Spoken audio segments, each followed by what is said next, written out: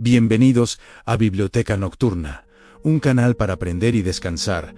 Hoy exploraremos cómo la percepción humana construye la realidad. Durante siglos, hemos asumido que nuestros ojos funcionan como cámaras perfectas, capturando fielmente el mundo tal como es, y que nuestro cerebro simplemente proyecta esas imágenes en una pantalla interna para que las experimentemos. Sin embargo, la neurociencia contemporánea nos revela una verdad profundamente diferente, una que cuestiona los mismos cimientos de cómo entendemos nuestra relación con la realidad. Nuestro cerebro no es un registrador pasivo de eventos externos, sino un intérprete activo que constantemente construye, predice y en muchos casos, alucina lo que creemos estar experimentando en cada momento de vigilia. Este viaje nos llevará a entender cómo la percepción no es un acto de recepción, sino de creación, una elaboración compleja del cerebro que fusiona la información sensorial con nuestras expectativas, experiencias pasadas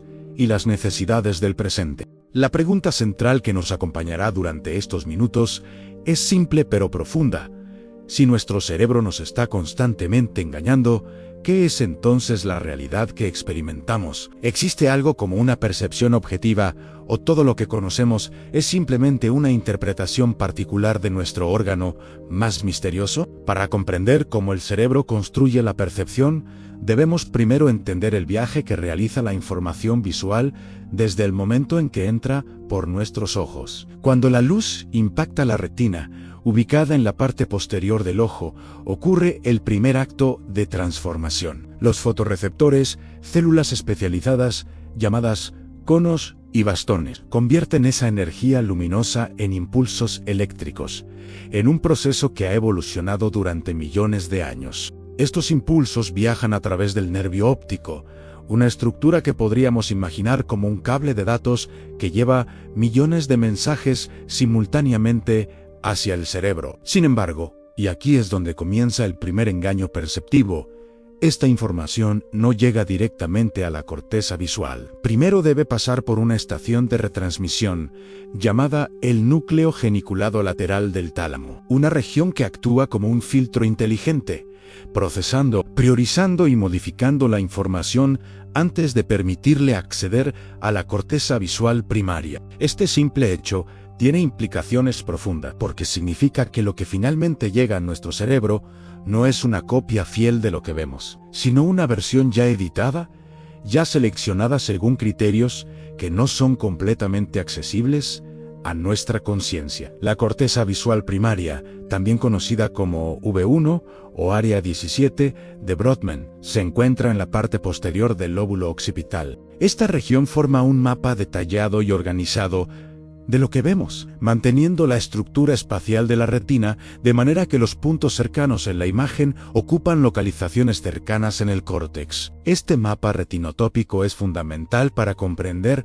cómo nuestro cerebro codifica la información visual. Pero su existencia también nos sugiere algo importante. El cerebro no solo recibe información, la estructura en patrones muy específicos que facilitan ciertos tipos de procesamiento sobre otros. Pero la verdadera sorpresa comienza cuando nos damos cuenta de lo que ocurre después de que la información llega a la corteza visual primaria. Desde V1, la información se distribuye hacia más de 30 regiones corticales diferentes, cada una especializada en procesar aspectos distintos de lo que vemos. Algunas áreas analizan el color, otras el movimiento, otras la forma, otras la profundidad. Este procesamiento paralelo es una característica distintiva del sistema visual humano, pero no es pasivo ni lineal. Lo que los neurocientíficos han descubierto en años recientes es que existe un sistema de comunicación bidireccional, constante,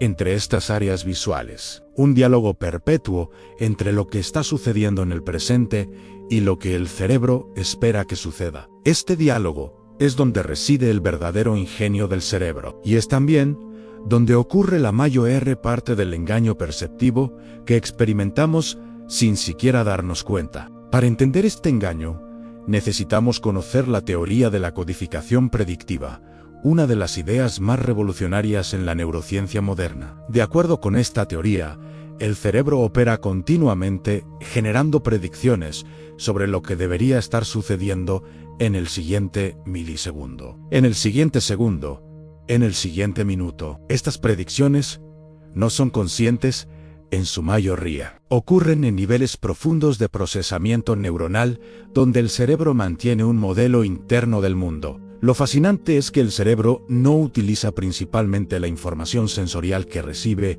en el presente para construir nuestra experiencia perceptiva. En cambio, utiliza esas predicciones. La información sensorial real se utiliza principalmente para detectar errores en las predicciones. Cuando lo que esperamos ver coincide con lo que realmente vemos, la información sensorial es prácticamente ignorada porque es redundante. El cerebro ya sabía que iba a pasar, pero cuando nuestra predicción falla, cuando algo no ocurre como lo esperábamos, es entonces cuando la información sensorial activa fuertemente las neuronas para informar que hay un error que debe corregirse. Este mecanismo es increíblemente eficiente desde una perspectiva evolutiva. Nos permite procesar rápidamente lo que es importante mientras ignoramos lo que es predecible. El costo, sin embargo, es que nuestra percepción consciente no es una grabación de la realidad, sino una proyección elaborada por nuestro cerebro sobre la base de expectativas. Un ejemplo extraordinario de cómo el cerebro predice el presente nos viene del estudio de la percepción del movimiento visual. Cuando vemos un objeto en movimiento, existe un retraso de entre 100 y 200 milisegundos entre el momento en que el objeto se mueve y el momento en que esa información llega a nuestro cerebro y se procesa conscientemente. Esto significa que, cuando experimentamos estar viendo un objeto que se mueve ahora, en realidad estamos viendo dónde estaba hace aproximadamente 100 o 200 milisegundos. Este retraso parece catastrófico para la supervivencia de una especie que necesita reaccionar rápidamente a los peligros y oportunidades. ¿Cómo podría alguien atrapar una pelota de béisbol lanzada a más de 140 kilómetros por hora si solo puede ver dónde estaba la pelota hace un quinto de segundo? La respuesta es que el cerebro no intenta, porque no puede. En cambio, nuestro sistema visual ha evolucionado para predecir dónde estará el objeto, no dónde está. El cerebro utiliza las trayectorias pasadas del movimiento para calcular la trayectoria futura y construye una experiencia perceptiva basada en esa predicción. Los bateadores profesionales no reaccionan a lo que ven en el momento preciso. Están reaccionando a lo que su cerebro predice que verán. Esto sucede de manera tan automática, tan integrada en la arquitectura misma del sistema visual, que la experiencia subjetiva es la de ver el objeto moviéndose de forma suave, continua y sin retrasos perceptibles. Este mecanismo predictivo se vuelve aún más evidente cuando observamos lo que sucede cuando nuestras predicciones fallan de manera dramática. Imaginemos a alguien mirando una secuencia de imágenes donde un objeto se mueve en una dirección constante en el campo visual. El cerebro rápidamente extrapola la trayectoria e inmediatamente comienza a predecir dónde el objeto estará en los milisegundos siguientes. Ahora, si ese objeto desaparece repentinamente, lo que ocurre es que el cerebro continúa prediciendo su presencia. Durante un breve periodo de tiempo después de la desaparición, los registros neurales muestran que la corteza visual representa el objeto en la posición prevista, incluso aunque ese objeto nunca llega a esa posición. El cerebro está literalmente alucinando la presencia del objeto que debería estar ahí. Cuando el objeto permanecía visible, esta alucinación pasaba inadvertida, porque coincidía con la información sensorial real. Pero cuando se desvanece, la predicción queda expuesta como el acto de fabricación que realmente es. Esto nos lleva a una conclusión inquietante. Una porción significativa de lo que experimentamos como percepción consciente no proviene del mundo externo, sino de la fabricación interna del cerebro. Este proceso de predicción y corrección de errores no ocurre de manera uniforme en toda la corteza visual. Existe una arquitectura compleja de flujos de información, sistemas de retroalimentación, que moldean cómo se procesa la información, las conexiones que llevan información desde las áreas visuales primarias hacia las áreas visuales superiores se denominan conexiones de avance o bottom-up. Estas conexiones son relativamente escasas comparadas con las conexiones de retroalimentación o top-down, que viajan desde las áreas corticales superiores de nuevo hacia V1 y otras áreas inferiores. De hecho, la mayoría de las conexiones en el sistema visual son descendentes, no ascendentes. Estas conexiones de retroalimentación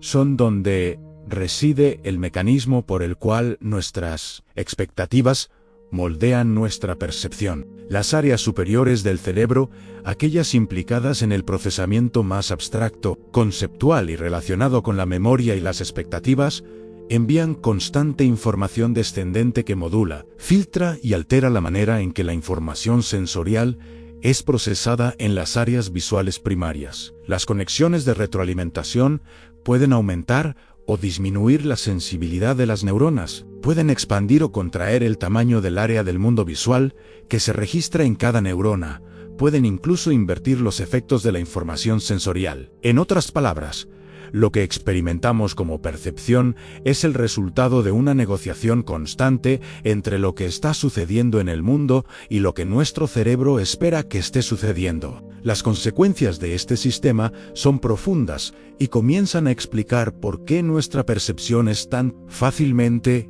engañada. Consideremos el fenómeno de las ilusiones ópticas. Esos ejemplos, aparentemente lúdicos, que nos permiten ver cosas que no están realmente ahí, o no ver cosas que sí lo están. Una de las más famosas es el triángulo de Canisa, una imagen descubierta por el psicólogo italiano Gaetano Canisa en 1955.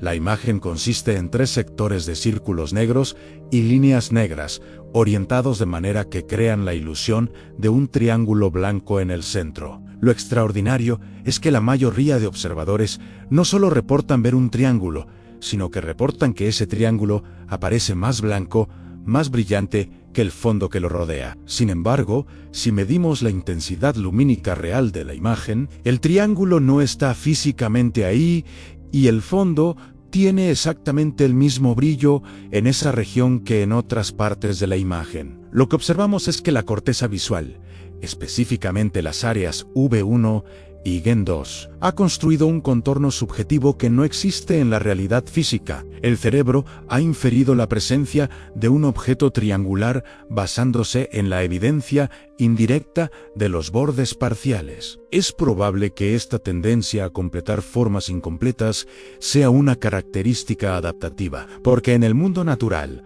los objetos frecuentemente se interponen entre nosotros y el entorno detrás de ellos. Necesitamos ser capaces de inferir la presencia de un objeto depredador, incluso si solo podemos ver parte de él. Pero el mismo mecanismo que nos permite identificar un león escondido detrás de hierba, también nos permite ver triángulos que nunca fueron dibujados. El proceso de completación percibida que observamos en el triángulo de Canisa no es un caso aislado. Las ilusiones de movimiento son otro ejemplo donde el cerebro añade información que no está presente en el estímulo visual real. Ciertos patrones de colores y sombras que imitan la información que nuestro sistema visual recibe cuando observa movimiento real pueden hacer que vemos movimiento en imágenes completamente estáticas. Las serpientes rotatorias de Akiyoshi Kitaoka, inventadas en 2003, demuestran este fenómeno de manera especialmente clara. Aunque la imagen es completamente inmóvil,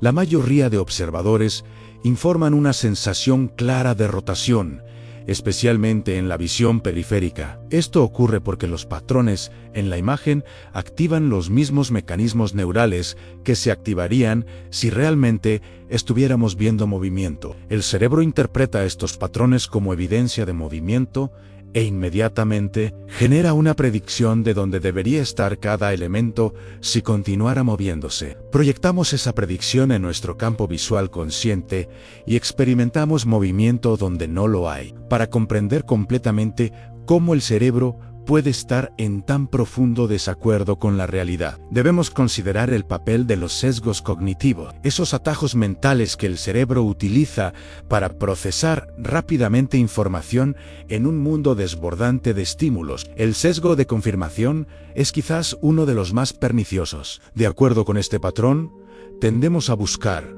interpretar y recordar información de manera que confirme nuestras creencias preexistentes. Si creemos que una persona es honesta, filtraremos mentalmente sus acciones para interpretarlas de manera honesta, ignorando las evidencias que pudieran sugerir lo contrario. Si creemos que somos buenos conductores, recordaremos los accidentes que evitamos, pero olvidaremos los errores que cometimos. El sesgo de confirmación significa que literalmente experimentamos el mundo de manera diferente según lo que ya creemos. Una persona optimista y una persona pesimista, observando la misma realidad, pueden tener experiencias perceptivas radicalmente diferentes. El cerebro de la persona optimista literalmente filtra y amplifica la información positiva, mientras que el del pesimista hace lo opuesto. No solo interpretan los mismos eventos de manera diferente, sino que realmente perciben eventos diferentes. El sesgo de disponibilidad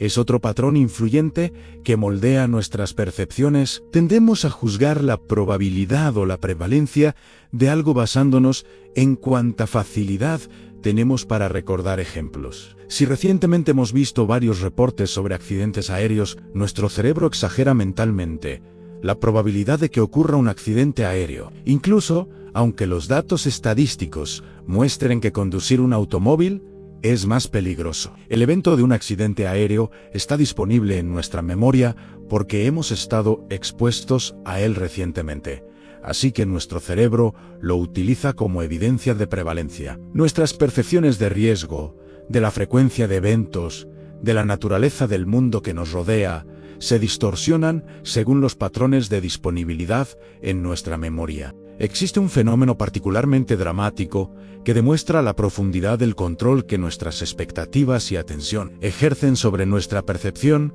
algo conocido como ceguera por inatención. En estudios clásicos de psicología cognitiva, se pide a observadores que realicen una tarea simple: contar cuántas veces un balón de baloncesto pasa entre jugadores en un video. Mientras están concentrados en esta tarea, algo inesperado ocurre. Un actor disfrazado de gorila camina lentamente a través del campo visual de los jugadores. Lo sorprendente es que entre el 46 y el 50% de los observadores nunca notan la presencia del gorila, incluso aunque esté completamente visible en pantalla. No es que sus ojos no recojan la información. La información está claramente allí, más bien es que sus cerebros, ocupados procesando información sobre el recuento de los pases del balón, no alcanzan a transferir la información del gorila a la conciencia. El gorila está siendo visto pero no percibido. Existe un abismo entre lo que nuestros sistemas sensoriales captan y lo que nuestra mente consciente experimenta. Este abismo entre el procesamiento sensorial y la experiencia consciente es crucial para entender la naturaleza de la percepción. El sistema visual humano está constantemente procesando una cantidad casi incomprensible de información, identificando características, detectando movimiento, procesando color, profundidad, tamaño, forma. La mayoría de este procesamiento ocurre sin ninguna participación de la conciencia. Es solo cuando la información alcanza ciertos niveles de procesamiento, cuando es seleccionada por los sistemas de atención, que se convierte en experiencia consciente. La ceguera por inatención demuestra que la selección es mucho más restrictiva de lo que imaginamos. Aunque nuestro sistema visual está ocupado analizando cada aspecto del campo visual, solo una pequeña fracción de esa información alcanza la conciencia. La información sobre el gorila fue procesada por el sistema visual, pero fue filtrada antes de alcanzar la conciencia porque el sistema de atención estaba dirigido en otra dirección. Este control selectivo de lo que alcanza la conciencia no es un error o una limitación de nuestro sistema nervioso, es una característica. El cerebro tiene recursos limitados cuando se trata de atención consciente. Si intentáramos hacer completamente consciente toda la información que nuestros sentidos captan, seríamos abrumados por una cantidad inmanejable de datos. Sería imposible enfocarse en nada en particular. La solución que ha evolucionado es tener un sistema de atención que filtre agresivamente lo que puede acceder a la conciencia, priorizando la información que es relevante para nuestras metas actuales, nuestro nivel de alerta, nuestros intereses inmediatos. Esto significa que literalmente vivimos en mundos perceptivos diferentes. Lo que una persona atiende,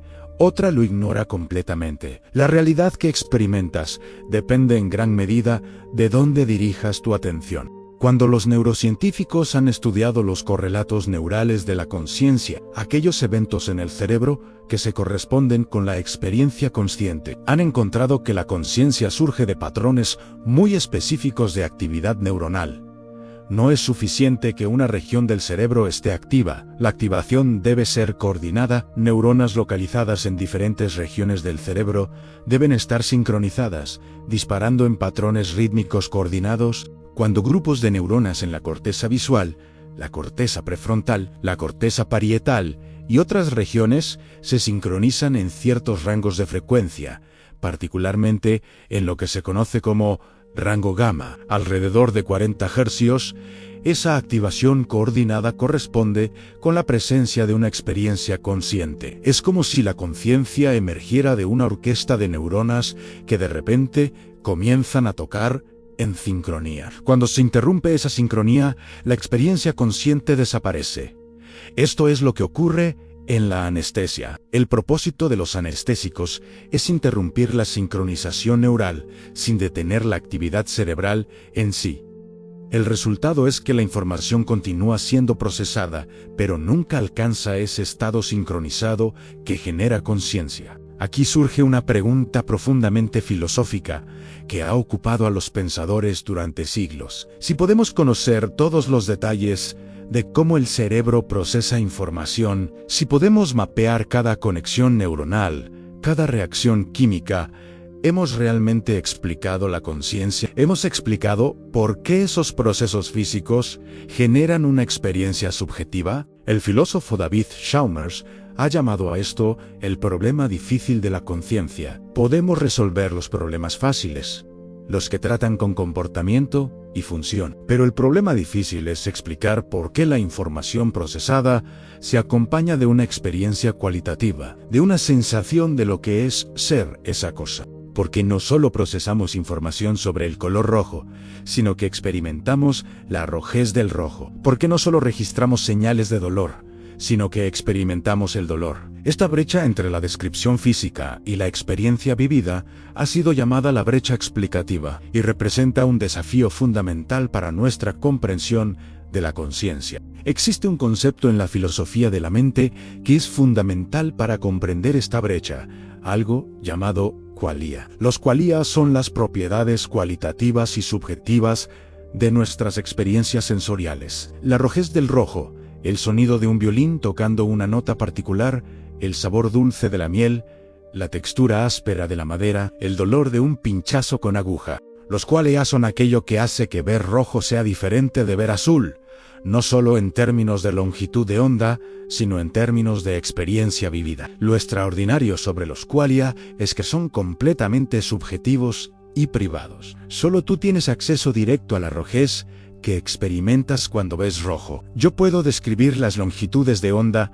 de la luz roja. Puedo medir la actividad neuronal que ocurre cuando ves rojo, pero esa experiencia cualitativa, ese quale particular, permanece inaccesible para mí. Es posible que la rojez que tú experimentes sea completamente diferente a la rojez que yo experimento, pero nunca podríamos saberlo porque no podemos acceder directamente a la experiencia del otro. Los qualia sugieren que existe algo sobre la conciencia que no puede reducirse a mecanismos puramente físicos. La especificidad subjetiva de la experiencia, la manera particular en que el mundo se presenta a cada conciencia individual, no puede ser completamente capturada por una descripción objetiva de procesos cerebrales. La fenomenología, una tradición filosófica que se remonta a Edmund Husserl, tiene un concepto central que arroja luz sobre esta cuestión.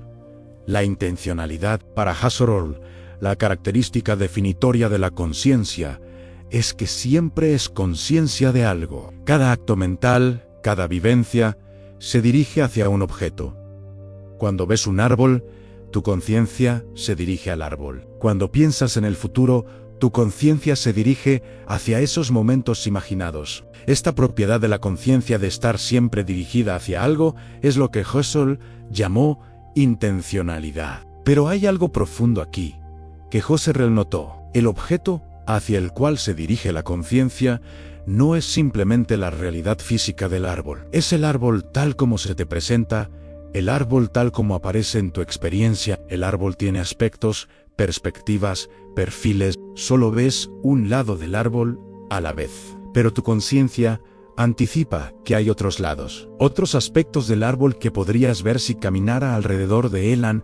El objeto de tu conciencia, lo que Husserl llamó el noema, es toda esta estructura de perspectivas y anticipaciones, no solo lo que está actualmente presente en tu experiencia. Esta idea de que la conciencia siempre experimenta el mundo desde una perspectiva particular, que no podemos desprendernos de nuestro cuerpo y ver las cosas como son en sí mismas, independientemente de nuestra ubicación y nuestros sentidos, es fundamental para comprender la construcción de la realidad por la percepción. El filósofo Maurice Merleau-Ponty desarrolló esta idea en su Fenomenología de la percepción. Para Merleau-Ponty, la percepción no es un acto puramente mental de un alma desencarnada contemplando las esencias puras de las cosas. La percepción es siempre el acto de un cuerpo vivido, de un cuerpo que está en el mundo, que interactúa con el mundo, que está inherentemente situado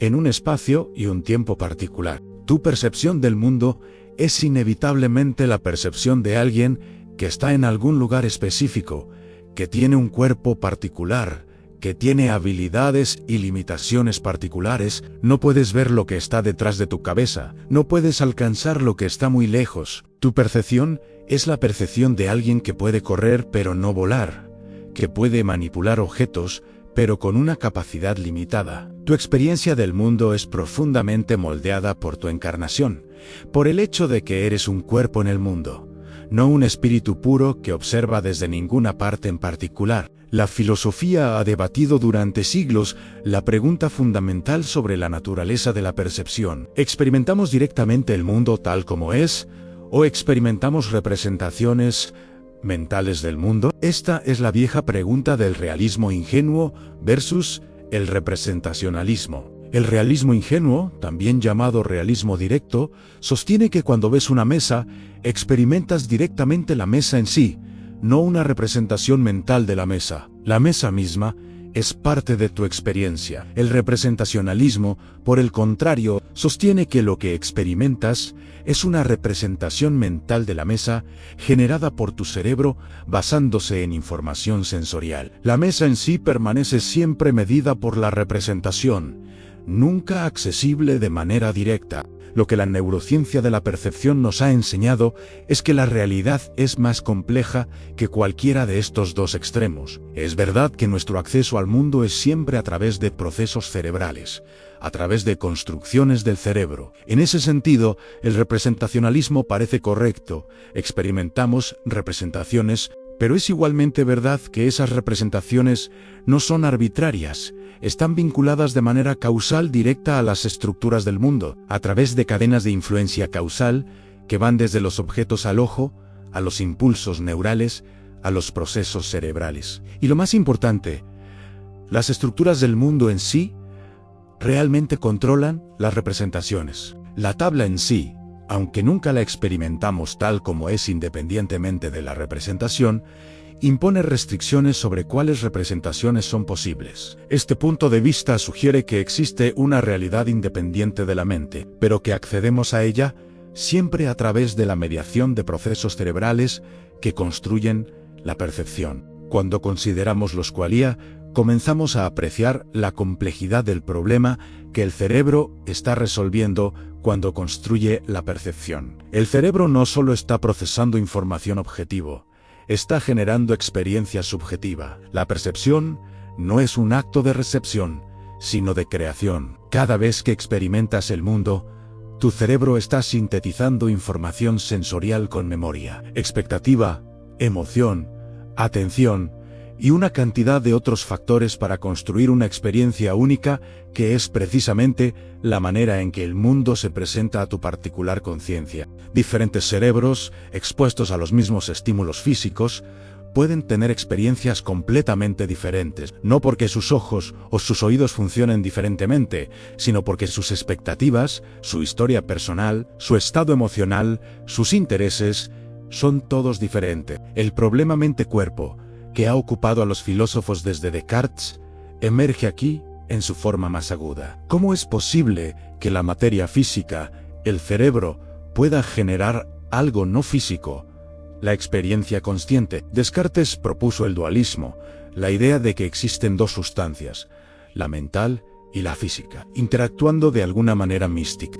Pero esto deja abierto el problema de cómo dos cosas de naturaleza completamente diferente podrían posiblemente interactuar. ¿Dónde está el punto de contacto? Si la mente es no física, ¿cómo puede afectar el mundo físico? En la actualidad, la mayoría de los filósofos y neurocientíficos se inclina hacia el monismo, la idea de que existe solo una realidad fundamental, que es física. Pero el monismo enfrenta su propio desafío, el problema de cómo los procesos físicos del cerebro podrían generar la experiencia cualitativa.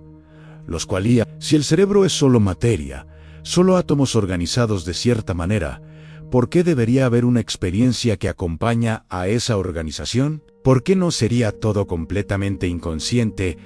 ¿Cómo podrían ser los procesos en una computadora? Una perspectiva moderna que surge de la neurociencia es que la conciencia podría no ser algo que existe separadamente de los procesos físicos del cerebro, sino más bien una propiedad de ciertos tipos de organización física. Así como la liquidez no es algo separado de las moléculas de agua, sino una propiedad que emergen cuando las moléculas se organizan de cierta manera. La conciencia podría ser una propiedad que emerge cuando las neuronas se organizan en patrones complejos de sincronización. Esto no resuelve completamente el problema difícil de la conciencia, porque aún no entendemos por qué esa organización particular debería generar una experiencia subjetiva, pero sugiere una dirección para pensar sobre el problema. Las ilusiones de color demuestran especialmente bien este principio de que la percepción es construcción. Si presentamos al cerebro la misma imagen bajo diferentes condiciones de iluminación, con diferentes contextos de colores circundantes,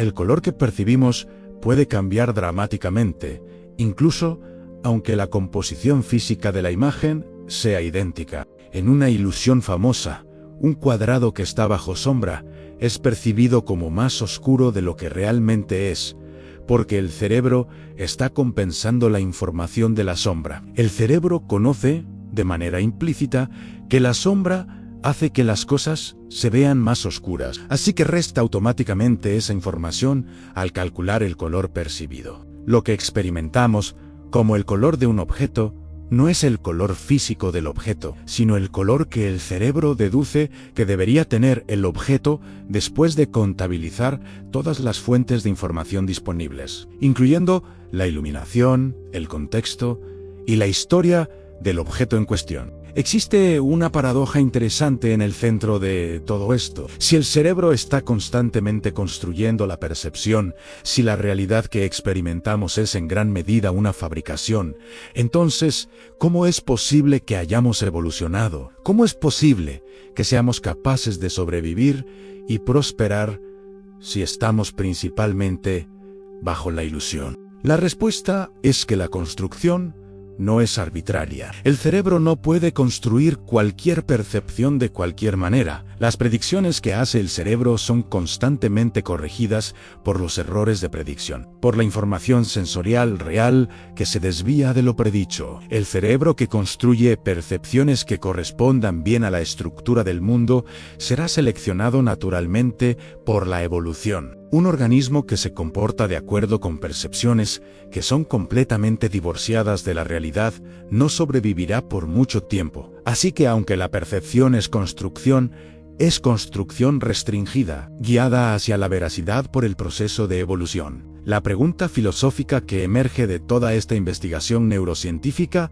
es profunda. Si la percepción es realmente una construcción que el cerebro genera combinando información sensorial incompleta con expectativas, memoria y atención, ¿en qué sentido existe la realidad objetiva? ¿Puede existir tal cosa como un registro no mediado del mundo, tal como es realmente? Parece que la respuesta es no. Toda percepción es mediada por un sistema que está activamente interpretando, prediciendo, completando y filtrando información. No hay una perspectiva de vista de Dios desde la cual ver las cosas tal como realmente son, sin intervención de la mente. Incluso si fuéramos capaces de reunir toda la información sensorial que nuestros órganos sensoriales pueden captar, seguiríamos necesitando de un cerebro que interpretara esa información, y ese proceso de interpretación inevitablemente transformaría la información en experiencia. La realidad, tal como la experimentamos, es siempre la realidad tal como nuestro cerebro la construye. Esto no significa que la realidad objetiva no exista o que sea completamente arbitraria. Las limitaciones físicas del mundo todavía nos restringen. El hecho de que nuestra percepción es una construcción no significa que todas las construcciones sean igualmente válidas. Si mi percepción predicta que puedo caminar a través de una pared, la realidad física rápidamente me corregirá. Las percepciones que corresponden mejor a la estructura real del mundo son aquellas que nos permiten navegar exitosamente, que nos permiten alcanzar nuestros objetivos, que nos permiten sobrevivir. La evolución ha seleccionado naturalmente para cerebros cuyas percepciones, aunque sean construcciones, corresponden suficientemente bien a la realidad como para permitirnos prosperar. La relación entre la percepción y la memoria es especialmente íntima. La memoria no solo es un registro de eventos pasados, es un componente activo de la percepción presente. Cuando experimentas una sensación en este momento, esa experiencia es moldeada profundamente por tus recuerdos de sensaciones similares. Si has visto muchas puestas de sol rojas, tu cerebro predice una puesta de sol roja cuando comienza a ocurrir una. Si has experimentado muchas formas triangulares, tu cerebro es rápido para completar triángulos parcialmente visibles. La memoria es la que te permite tener expectativas, y las expectativas son la materia prima de la que el cerebro construye la percepción. En ese sentido, eres enteramente un producto de tu pasado, la persona que eres hoy. La manera particular en que experimentas el mundo es el resultado de todas las experiencias que has acumulado. Tu cerebro literalmente estructura su representación del mundo basándose en esas experiencias pasadas. En el nivel neurobiológico, esta construcción de la percepción es mediada por sistemas de neurotransmisores y neuromoduladores que representan diferentes aspectos del estado mental y emocional. La dopamina, un neurotransmisor asociado con la motivación y la recompensa, influye en la manera en que percibimos la importancia de los eventos. Cuando estamos motivados, cuando los estímulos se asocian con recompensa, la dopamina amplifica la percepción de esos estímulos. La serotonina, otro neurotransmisor fundamental, regula el estado de ánimo y el control emocional. Sus niveles afectan la manera en que interpretamos eventos, si tendemos hacia la interpretación optimista o pesimista. La noradrenalina modula la alerta y la atención. Cuando está elevada, somos más alertas y más receptivos a información inesperada. Cuando está baja, nuestro umbral para notar cambios en el entorno aumenta. Estos sistemas de neurotransmisores están constantemente modulando cómo percibimos, asegurando que la percepción no sea solo un reflejo mecánico del input sensorial, sino una síntesis que refleja nuestro estado mental y emocional. El hecho de que el sistema perceptivo sea construido de esta manera tan sofisticada sugiere una conclusión, que es tanto liberadora como perturbadora. No hay una realidad única, independiente de la mente, que está simplemente ahí, siendo percibida pasivamente. En cambio, la realidad que experimentamos es constantemente construida por procesos cerebrales que son activos, predictivos, expectantes y profundamente influenciados por quienes somos y que hemos experimentado. Esto significa que dos personas pueden literalmente vivir en mundos perceptivos diferentes, incluso en el mismo lugar físico. Lo que ves como amenaza, otro puede ver como oportunidad. Lo que percibes como bello, otro puede percibir como ordinario. Lo que experimentas como urgente, otro puede experimentar como irrelevante. Estas diferencias no son solo diferencias de opinión sobre los mismos hechos percibidos, son diferencias en los hechos que se perciben, generadas por los diferentes procesos de construcción perceptiva de tus cerebros. En los últimos años, ha surgido una hipótesis especulativa, pero intrigante, en la intersección de la física, la filosofía y la neurociencia, la hipótesis de la realidad simulada. Si el universo es fundamentalmente computacional, si toda la información puede ser procesada y toda la realidad física podría ser simulada por un sistema computacional suficientemente poderoso, entonces, ¿es posible que nosotros mismos estemos viviendo en una simulación? Si una mente computacional puede ser simulada por un universo computacional suficientemente poderoso, entonces un universo computacional puede ser simulado por una mente computacional. Esta especulación tiene implicaciones profundas para la pregunta sobre la naturaleza de la percepción. Si vivimos en una simulación, entonces la realidad que experimentamos es literalmente una construcción, una creación generada por los procesos computacionales del universo simulado. Mientras que esto puede parecer una mera especulación científica, desconectada de la filosofía medieval de Platón, la idea misma señala algo profundo, que la dicotomía entre realidad y construcción puede no ser tan clara como hemos asumido. La relación entre percepción y realidad tiene también profundas implicaciones para cómo entendemos la verdad. Si la percepción es una construcción, entonces, ¿puede existir la verdad objetiva? La respuesta que emerge de la neurociencia es matizada. Aunque la percepción siempre es mediada, aunque siempre es una construcción de procesos cerebrales, no todas las construcciones son igualmente válidas o útiles. Las ciencias naturales nos han permitido construir modelos de la realidad que trascienden las limitaciones de la percepción individual. Los telescopios nos permiten percibir cosas que son demasiado lejanas para nuestros ojos. Los microscopios nos permiten percibir cosas que son demasiado pequeñas. Los instrumentos científicos son extensiones de nuestro sistema perceptivo que nos permiten acceder a aspectos de la realidad que nuestros sentidos naturales no pueden alcanzar. Cuando confirmamos una predicción científica mediante experimento, cuando obtenemos los resultados esperados, estamos obteniendo evidencia de que nuestros modelos corresponden suficientemente a la estructura real del mundo como para hacer predicciones precisas. En conclusión, el viaje que hemos realizado a través de la neurociencia de la percepción nos ha llevado de la simple pregunta de cómo ven nuestros ojos a la pregunta mucho más profunda de cómo nuestras mentes construyen la realidad. Hemos visto que el procesamiento visual es predictivo, que nuestras expectativas moldean lo que percibimos, que los sesgos cognitivos distorsionan nuestra interpretación de los eventos, que la atención filtra agresivamente lo que alcanza la conciencia, y que los qualia, las experiencias cualitativas subjetivas, nos recuerdan que la percepción es siempre experiencia vivida, nunca información pura. Hemos aprendido que el cerebro no es una cámara que registra la realidad, sino un intérprete activo, un predictor que está constantemente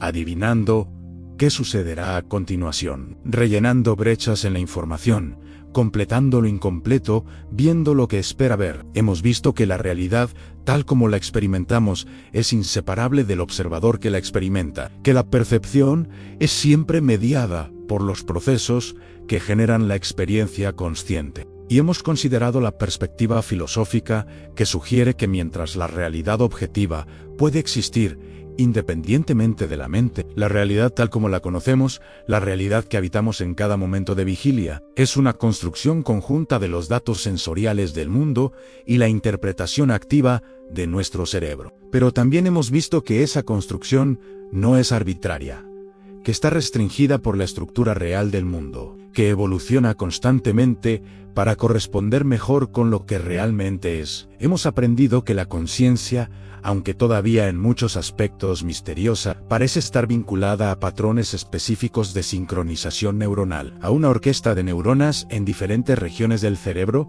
tocando juntas en ritmos coordinados. Lo que hace especialmente interesante esta conclusión es cómo transforma nuestra comprensión de lo que significa ser consciente, estar despierto, estar vivo. Si nuestra percepción del mundo es una construcción, entonces nuestro acceso a la verdad es siempre indirecto, siempre mediado, pero esto no debería desanimarnos.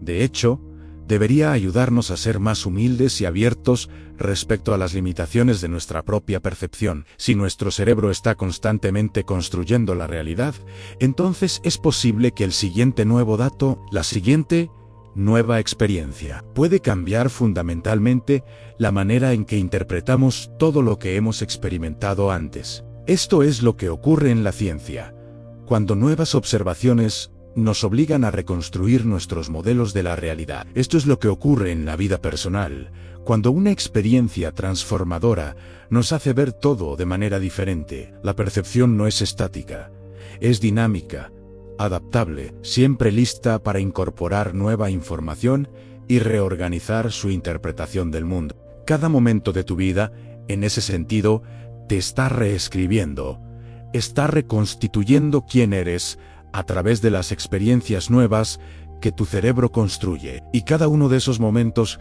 aunque sea una construcción del cerebro, es también una verdadera experiencia, una genuina forma de conocer el mundo, una legítima manera de estar en relación con la realidad. La construcción no disminuye la importancia de la experiencia, la profundiza, porque nos recuerda que somos participantes activos en la creación de la realidad que experimentamos, no simplemente observadores pasivos. Somos co-creadores, junto con el mundo, de la realidad que vivimos. Gracias por llegar hasta aquí.